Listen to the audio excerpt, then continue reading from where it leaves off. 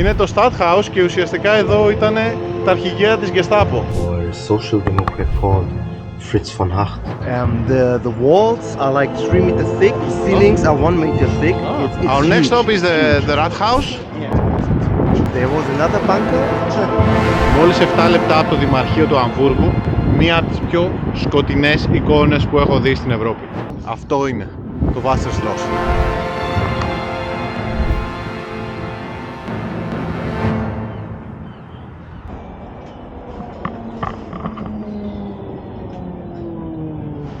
Άλλη μία κρύα μέρα στο Αμβούργο. Άλλη μία υπέροχη μέρα στο Αμβούργο με αυτό το παγωμένο καιρό του Έλβα. Σήμερα παρέα με τη Μαργαρίτα. Συγγνώμη που γελάω, αλλά το intro από το λεωφορείο ήταν μούφα. Έχασα το λεωφορείο που φεύγαμε και τώρα πήγα να το ξανακάνω με άσχετο λεωφορείο. I have to make a small intro. Just me getting off the bus. Yeah, okay. I will use this bus for this. I'm not going anywhere, don't worry.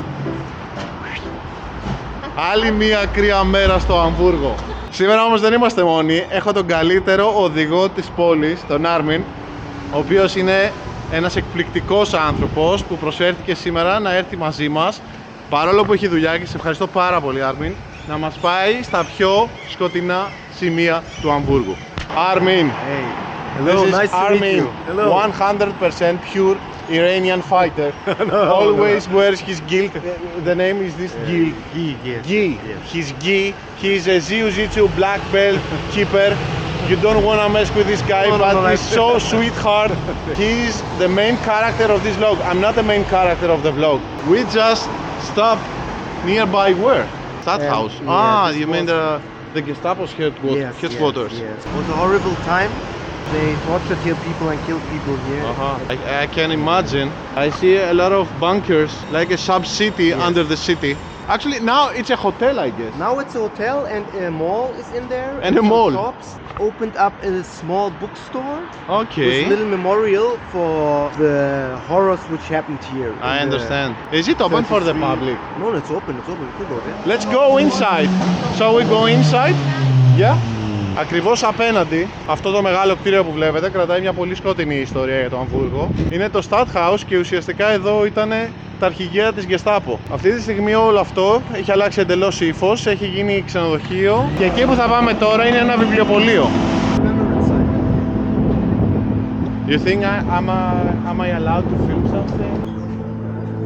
Λοιπόν, μπορούμε να μπούμε μέσα και μας άφησε να τραβήξουμε μερικές εικόνες από τις σκηνές φρίκης που διαδραματίστηκαν σε αυτό το κτίριο. Φανταστείτε τι βασανιστήρια γίνανε. Το αρχηγείο της Gestapo. Τελευταία φορά που βρέθηκα σε κάτι τέτοιο ήταν στον Νταχάου. Είναι ένα μέρος που μπορείς απλά να το γυρνάς χωρίς να μιλάς.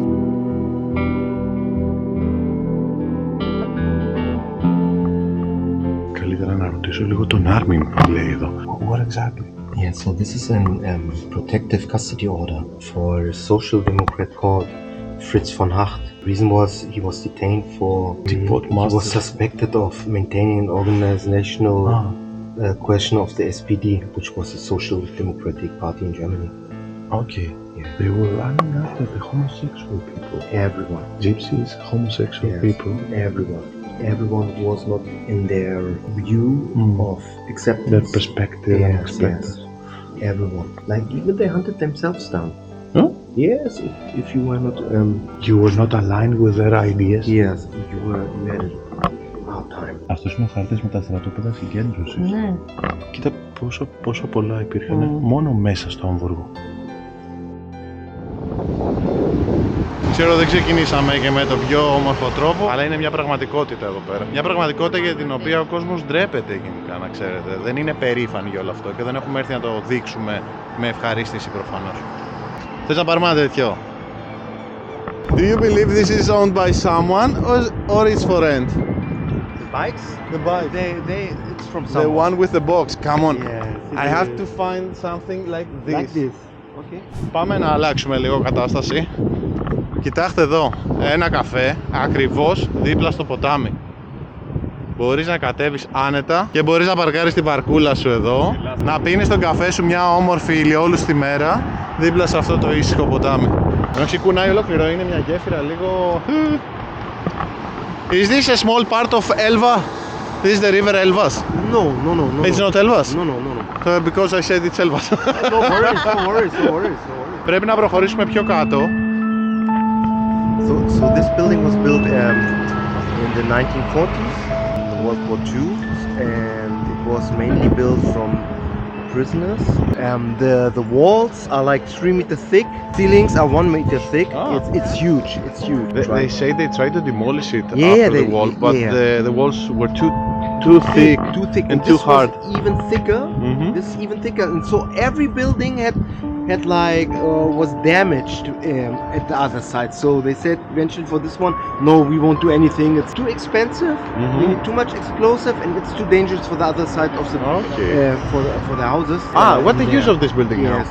It's For there. companies? Upstairs there's a hotel, and there's some flats Ah, and a concert hall and a stadium, and inside there are some offices, and there was a sport studio and photoshops and stuff like that. έχει χρησιμοποιηθεί ως οχυρό. Πάνω είχαν στήσει αντιαεροπορικά συστήματα. Προσπάθησαν μετά τον πόλεμο να το καταδαφίσουν, αλλά οι τείχοι γύρω-γύρω είχαν τέτοιο πάχος. Ήταν υπερβολικά ακριβό και υπερβολικά επικίνδυνο για τα σπίτια που βρίσκονται ακριβώς απέναντι. Γιατί βεβαίως θα το κάνανε με εκρηκτικά. Our next stop is the Rat House. Yes. But first we go a little shopping tour. Shopping tour. Yes, I really like it. You accept shopping, I accept the Rat House. She started looking inside the very expensive shops. What makes this shop so expensive? Who is Elisabetta Franci? Chanel. Chanel. It's closed though, it's closed. Let's move. It's closed. Never open. It's too expensive. Συνεχίζουμε προς το Δημαρχείο και περνάμε μέσα από ίσως τον πιο εμπορικό δρόμο του Αμβούργου, αλλά το δρόμο με τις ακριβές μάρκες, όπου ό,τι σε Bottega, Balenciaga, Chanel, Dolce Gabbana μπορείτε να φανταστείτε βρίσκεται εδώ. Υπάρχει και ένας άλλος δρόμος παρακάτω που μου αρέσει ακόμα πιο πολύ, που έχει Zara. Για να καταλάβετε τι λέω, ο τύπος μάλλον δεν βρέθηκε τυχαία εδώ. Hey, Dad, wait, Dad, my dad. Inside the red car. Okay. Come on, Dad. I'm with my friends here, Dad. What about those signs? It's a memorial from the warehouse from the brothers Robinson, and this was the exact place from the building, and they destroyed it in 1938. Just an ordinary family? No, Jewish family. Jewish family. So it's a memorial for the them. Jews. Yeah. What about this is the same thing? No, that's different family. Uh-huh. That's different house, different family. This was for the brothers Hirschfeld. They had here their shop, and this was also destroyed on the 11th of the 9th of November 38. which was called. It was a pogrom. Uh-huh. They destroyed everything. The National Socialists, they destroyed everything, and especially Jewish capital and Jewish flats and houses and shops. Yes. Τη σκοτεινή περίοδο του Αμβούργου γύρω στο 1938 είχαν ξεκινήσει μια κάθαρση. Κατέστρεφαν οποιαδήποτε περιουσία άνοικε σε Εβραίους και σε πολλά σημεία του Αμβούργου θα δείτε πινακίδες σαν και αυτή, όπου ουσιαστικά λέει το τι συνέβη εδώ, σε ποιον άνοικε το σπίτι και με λίγα λόγια τι συνέβη. People tend to forget about it. Yeah. They want to forget, I They think. want. Especially They the want. Germans, It's they easier want to for forget. them. But it happened. It happened. It's the reality. Germans don't talk about what happened there. They don't talk about that. You see the signs over the windows? Yeah? Those are all the signs of the city-states or the federal states in Germany. Like, for example, the first one is Bremen. Yeah? It's called Hansestadt Bremen. And there's all the other districts or areas are above the windows. Wow. Περάσαμε από εδώ εχθές το βράδυ, από αυτό το υπέροχο κτίριο, σε αυτή την τεράστια πλατεία του Δημαρχείου. Σήμερα όμως η πόρτα είναι ανοιχτή και μου λέει ο Άρμιν ότι μπορούμε να μπούμε λίγο μέσα.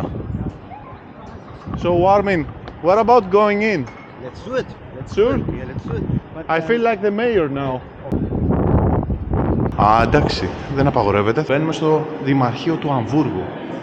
Πάω να συναντήσω τον Δήμαρχο του Αμβούργου. Wow. Wow. Τελικά είναι μία έκθεση. Μπορείς να μπεις. Κάτι παίζει εδώ πέρα, κάτι γίνεται εδώ. Για το κτίριο είναι απίστευτο. Η οροφή του είναι απίστευτη. Έχει μέχρι και ρεστοράν μέσα. Εντάξει, για να βλέπω και άλλους επάνω, πάω κι εγώ.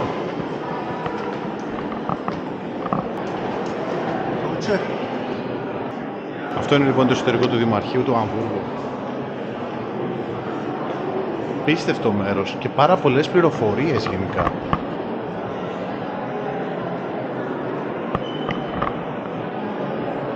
Έτσι πρέπει να είναι ρε παιδιά τα δημαρχία, σαν μικρά μουσεία.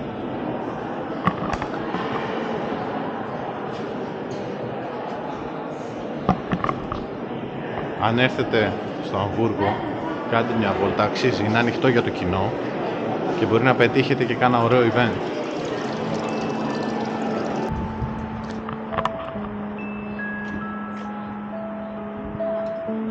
Από κοντά είναι άλλο πράγμα.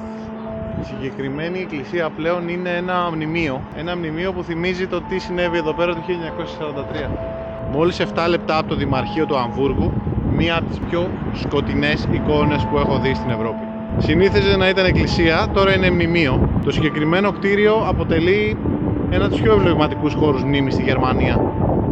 Διαλύθηκε ολοσχερός και δεν αναστηλώθηκε ποτέ. Ο αρχικός ναός εδώ είναι από το 1874.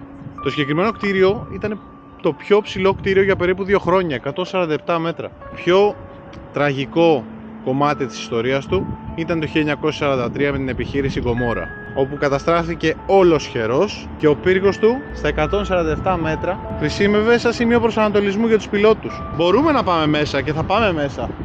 Απλά θέλω να σας δείξω λίγο πως είναι απ' έξω. Η τείχη είναι γεμάτη τρύπες. Αυτό είναι ένα σκηνικό για το πως πραγματικά ήταν τα πράγματα τότε. Δεν υπάρχει ούτε ένα σημείο που να μην είναι διαλυμένα. Κοιτάξτε εδώ. Όλα αυτά τα σημάδια από σφαίρες. Για να είμαι ειλικρινής, νόμιζα ότι είχε μείνει κάτι παραπάνω από το ναό.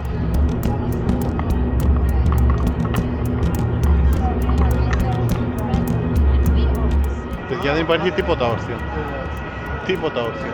Σκεφτείτε ότι αυτό το σημείο δέχτηκε τόσες βόμβες και γενικά το Αμβούργο μετά από εκείνη την επιχείρηση, η οποία κράτησε 2 μέρες, 3 μέρες, το 50% του Αμβούργου εξαϊλώθηκε. Ορίστε λοιπόν, η Χειροσίμα της Ευρώπης.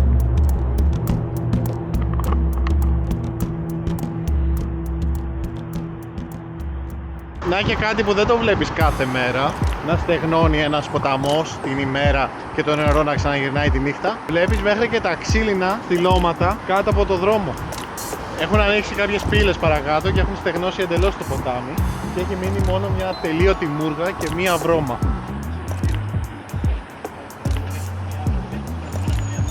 Φτιαγμένη από γνήσιο γερμανικό ατσάλι. Πόσα χρόνια στέκει αυτή η γέφυρα και τι έχει ζήσει.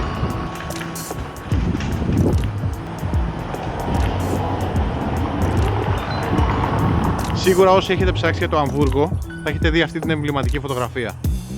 Αυτό είναι το Wasserschloss, ένα από τα πιο εμβληματικά κτίρια στο Speicherstadt του Αμβούργου. Ένα ιστορικό κτίριο που βρίσκεται ανάμεσα σε αυτά τα 2 κανάλια πίσω μου.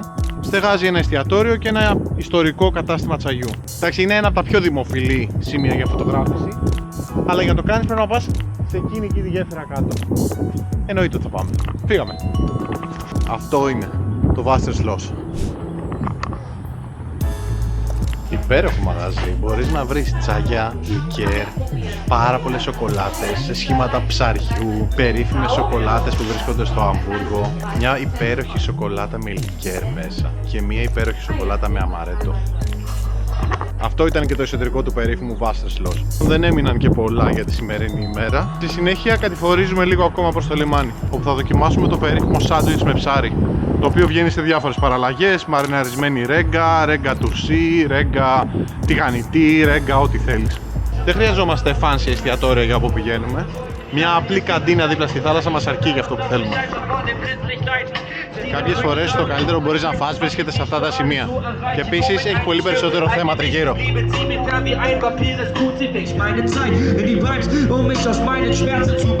Two Backfish, one Bismarck and two Cokes. Αυτό είναι το περίφημο Bismarck. Κρεμμύδι, πίκλες, ντομάτα, ψαρούκλα και μαρουλάκι.